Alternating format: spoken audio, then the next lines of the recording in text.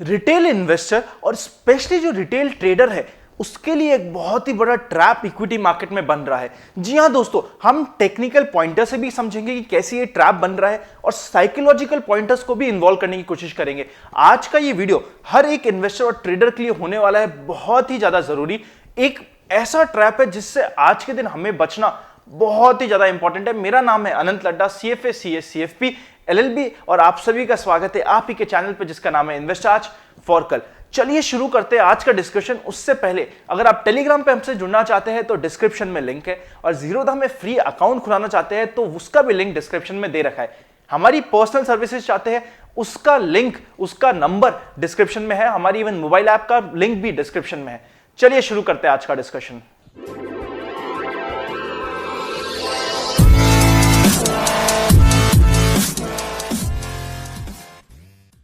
30 अप्रैल को जो सेंसेक्स था वो 1000 पॉइंट ऊपर था, निफ्टी 300 पॉइंट ऊपर था और सब थे तेजी में। इवन वो इन्वेस्टर जिसने कहा था कि मैं नहीं करूंगा इन्वेस्ट, जिसको डर लग रहा था मार्केट से, वो भी वापस मार्केट की तरफ आना स्टार्ट हो गया। मतलब जो 30 अप्रैल को हुआ ना, जो डेली चार्ट था वो बुलिश था, जो वीकली चार्ट था ना वो भी मार्केट का बुलिश था, मंथली चार्ट बुलिश था, 50 डे मूविंग एवरेज को हम क्रॉस कर चुके थे। मतलब सारे के सारे सिग्नल्स हमें बुल मार्केट का सिग्नल दे रहे थे। और कई सारे ट्रेडर्स, बहुत सारे ट्रेडर्स ने लंबी या फिर लॉन्ग पोजीशन भी लेके गए हैं लास्ट वीक, मतलब थर्सडे लास्ट वीक क्लोजिंग में। सब कुछ यही सिग्नल कर रहा था कि मार्केट बढ़ने वाला है। आप एक ध्यान रखिएगा इस चीज को, जो डाउ जोन्स था वो भी अप था जब तक मार्केट क्लोज नहीं हुआ था। मतलब जो डाउ जोन्स फ्यूचर्स था वो भी अप था, फिर मार्केट क्लोज हुआ ऊपर। रिलायंस भी बड़ी स्मार्टली रिजल्ट अपना मार्केट आवर्स में ना लाके ऑफ मार्केट आवर्स रिजल्ट आया, जो कि था बहुत ही खराब। उस पे वीडियो एक आ चुका है, उसका डिस्क्रिप्शन में और आई बटन में लिंक रहेगा, चाहिए तो वो वीडियो भी देखिएगा कि कैसे रिलायंस का रिजल्ट बहुत ही खराब आया है। रिलायंस का रिजल्ट आया आफ्टर मार्केट आवर। ये जो रैली आई थी अभी रिसेंटली, इस रैली के मेजर प्लेयर थे दो, एक तो HDFC ट्विंस, HDFC बैंक और HDFC, और दूसरा था रिलायंस 800 का रिलायंस ऑलमोस्ट 1466 हो गया। मतलब 800 का रिलायंस 1450 के ऊपर चले गया। HDFC का भी ऐसा ही कुछ हाल है। इन दो की वजह से मेन तेजी आई है। साथ ही हमें समझना पड़ेगा कि कहीं ऐसा तो नहीं कि एक बहुत बड़ा cartel, a group of people, retailers को स्पेशली जो ट्रेड करते हैं उनको फंसाने की कोशिश कर रहा है। हर जगह ट्रेडिंग के हिसाब से तेजी का सिग्नल आ चुका है, पर क्या एक्चुअली मार्केट में तेजी रहने वाली है या फिर ये कि सिर्फ रिट्रेसमेंट था? जैसा हमने डिस्कस किया, 50% रिट्रेसमेंट 9900 पे हो रहा था, और जो 61% भी रिट्रेसमेंट होता है जो 10400 तक मैक्सिमम जा सकता है। क्या ये सिर्फ रिट्रेसमेंट था और एक सिर्फ ट्रेडर्स को फंसाने की तेजी थी? हमें समझना पड़ेगा। आज के दिन हमें मानना पड़ेगा जो राइट इशू आया है रिलायंस का, वो भी अट्रैक्टिव नहीं है। रिलायंस के रिजल्ट अट्रैक्टिव नहीं है, कोरोना वायरस का इंपैक्ट है, और साथ ही साथ जितना भी लॉकडाउन का इंपैक्ट होने वाला है ना, चाहे फाइनेंस सेक्टर हो, फाइनेंस सेक्टर बहुत चला है। फाइनेंस सेक्टर क्यों चला? क्योंकि लोगों ने शॉर्ट मार रखा था, उनको last Thursday every month position close करनी थी। मतलब जो अननेसेसरी तेजी अभी आई है कुछ पिछले दिनों में, उसमें ट्रैप होने का चांसेस जितने भी रिटेल ट्रेडर्स है बहुत ज्यादा हाई चांस है। आज के दिन अगर कोई भी रिटेलर है उनके लिए 4 इंपॉर्टेंट बातें जो ध्यान रखनी है। सबसे पहला पॉइंट, आपको ट्रेडिंग करनी है तो मेक श्योर कीजिए कि आप ट्रेडिंग कर रहे हैं तो 5% से ज्यादा का स्टॉप लॉस मत मेंटेन कीजिए। जैसे ही 5% का लॉस हो, निकल के अपनी ट्रेड क्लोज करना बहुत जरूरी है। उन सभी ट्रेडर्स के लिए, जो लॉन्ग टर्म इन्वेस्टर्स है उनके लिए तो अलग प्रिंसिपल्स लगेंगे, उनको अपने लॉन्ग टर्म वेल्थ क्रिएशन को ध्यान रखना है। और जो स्ट्रैटेजी बनाई है शॉर्ट ब्लास्ट SIP की और SIP डबल की, उसे फॉलो करना है। ये हुआ पहला पॉइंट। सेकंड इंपॉर्टेंट पॉइंट ये है कि चार्ट्स को देखना है, पर after a point of time fundamental चीजों का भी ध्यान रखना है। हुआ यह है कि आखिरी के कुछ दिनों में मेटल्स, बैंकिंग, जो खराब सेक्टर होने चाहिए थे इस कंप्लीट सिनेरियो में, वो तो बढ़ गए। जो अच्छे सेक्टर होने चाहिए थे, फार्मा, वो टूट गया, क्योंकि लोगों ने फार्मा में कर रखा था लॉन्ग, और साथ ही जो खराब होने चाहिए थे जैसे बैंकिंग हुआ, मेटल्स हुआ, और ऐसी जगह पे कर रखा था शॉर्ट। पोजीशन उन्हें क्लीन करने के लिए रिवर्स करने पड़े ट्रांजैक्शन, और अननेसेसरी तेजी आई बैंकिंग में और अननेसेसरी मंदी आई फार्मा में। हमें समझना पड़ेगा सेकंड पॉइंट को। ऐसा ना हो कि हम ऑल ऑफ अ सडन सारे के सारे बैंकिंग स्टॉक्स में पॉजिटिव होने लग जाए। ध्यान रखिएगा इस बात को, बैंकिंग अभी भी खराब लगता है। सभी ट्रेडर्स को ध्यान रखना है कि स्टॉप लॉस 5% का जो फर्स्ट पॉइंट में है वो ध्यान रखना है।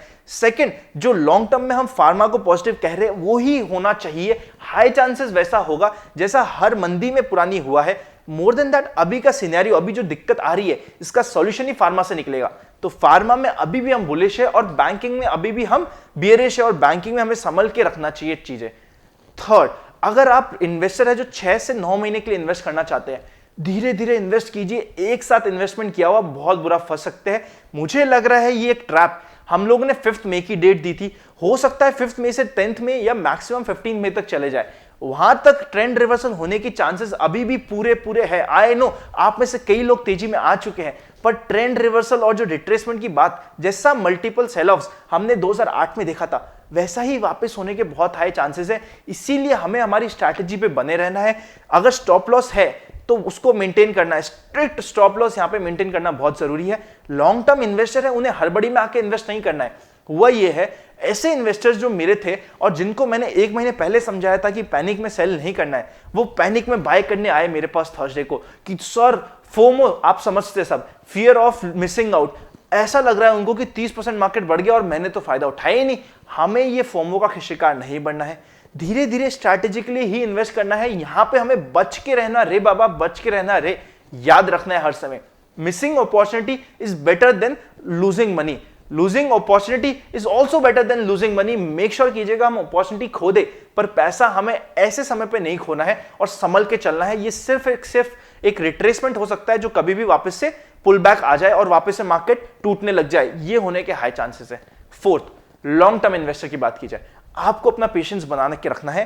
धीरे धीरे जो हमारी स्ट्रैटेजी बनी है उसी को ध्यान में रखते हुए इन्वेस्ट करना है और ट्रेडर नहीं बन जाना है। जब मार्केट में आपको क्या होगा, ऑल ऑफ अ सडन आपके सारे दोस्त बोलेंगे, अरे आप इन्वेस्टर हो, हमने तो 1 महीने ट्रेडिंग करके 1 लाख रुपए कमा लिए, मैंने 1 महीने ट्रेडिंग करके 50% रिटर्न कमा लिया, 30% रिटर्न कमा लिया। देखिए 2 दिन की चांदनी फिर अंधेरी रात है। ट्रेडिंग जब हम करते हैं तो हम लग जाते हैं सट्टा मारने। ट्रेडिंग अगर प्रोफेशनली करी जाए तो कोई दिक्कत नहीं है। जो अभी आपको बोल रहा है कि 30% रिटर्न, 50% रिटर्न नए नए ट्रेडर आके कमा के गए हैं, उनके लिए चीज है, आप उससे बच के रहिएगा। ये सट्टा मारने की तरफ वो जाते जा रहे हैं। हमें प्रॉपर इन्वेस्टिंग करनी है, स्ट्रैटेजी फॉलो करनी है। ध्यान रखिएगा इन सभी प्रिंसिपल को। इससे पहले कि हम कंक्लूड करें हमारी बात को, अगर आप चाहते हैं कि हम आपका पर्सनली फंड्स मैनेज करें, डिस्क्रिप्शन में नंबर आप कनेक्ट कर सकते हैं।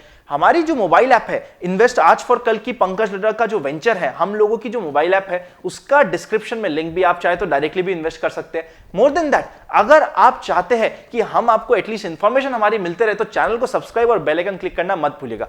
कंक्लूड किया जाए आज के वीडियो को तो 5 कंक्लूजन है। सबसे पहला, हमें यहां पे बच के रहना चाहिए। ट्रेडर है तो स्ट्रिक्ट स्टॉप लॉस से काम करना चाहिए। इन्वेस्टर है तो लॉन्ग टर्म इन्वेस्टिंग प्रिंसिपल को ध्यान रखना चाहिए। मोर देन दैट, हमें हड़बड़ी करके फोमो का शिकार बन के एक साथ परचेस करने नहीं आना चाहिए। थर्ड, जो अभी तेजी आई है वो रिलायंस और एचडीएफसी की वजह से आई है। उनके रिजल्ट्स अभी तक अच्छे नहीं आए रिलायंस के, इवन राइट इशू बहुत महंगा आया है। सभी चीज को ध्यान में रखते हुए 800 का शेयर 1450 हो जाना थोड़ा सा डेंजरस लगता है। कभी करेक्शन आया तो हम बहुत बुरा फंस सकते हैं। फोर्थ, बैंकिंग में शॉर्ट टर्म के लिए तेजी आई थी, हमें उससे बच के रहना है। लॉन्ग टर्म में अभी सिनेरियो को देखते हुए फार्मा ही अच्छा लग रहा है एज कंपेयर टू बैंकिंग या और कोई सेक्टर से। फार्मा को हमें ध्यान रखना है, ऐसा नहीं हो कि 2 दिन की मंदी जो फार्मा में आई है उसके चक्कर में हम फार्मा में नेगेटिव हो जाए। फार्मा अभी भी बाकी इंडेक्स को डबल से ज्यादा बीट कर रहा है 1 मंथ के टाइम होराइजन में। जी हां दोस्तों, फार्मा में जो नॉर्मल इंडेक्स है, जो बाकी सेंसेक्स है या बाकी जो भी चीजें हैं, मतलब चाहे बाकी कोई सा भी सेक्टर, उससे ज्यादा रिटर्न्स फार्मा में आ रहे हैं, ध्यान रखना। और फिफ्थ, बच के रहना रे बाबा, बच के रहना रे, हड़बड़ी मत करना वरना फंस जाएगा रे। एक बार फंसा हुआ ना, बाद में बहुत दुख देगा। हमें हड़बड़ी नहीं करनी है, ट्रेडर नहीं बनना है। अगर आप इन्वेस्टर है तो, और ट्रेडर है तो अपनी पोजीशन को ध्यान से वॉच आउट करना है, एक्सेस रिस्क नहीं लेनी और 5% से ज्यादा का स्टॉप लॉस नहीं रखना है। आई होप आपको अच्छा लगा होगा। मिलेंगे नेक्स्ट वीडियो में, तब तक के लिए हैप्पी इन्वेस्टिंग। और फाइनली लास्ट में वापस वही बोलूंगा, बच के रहना रे बाबा, बच के रहना रे। अपनी स्ट्रैटेजी को मत छोड़ना और धोखे में मत फंस जाना। सी यू वेरी सून।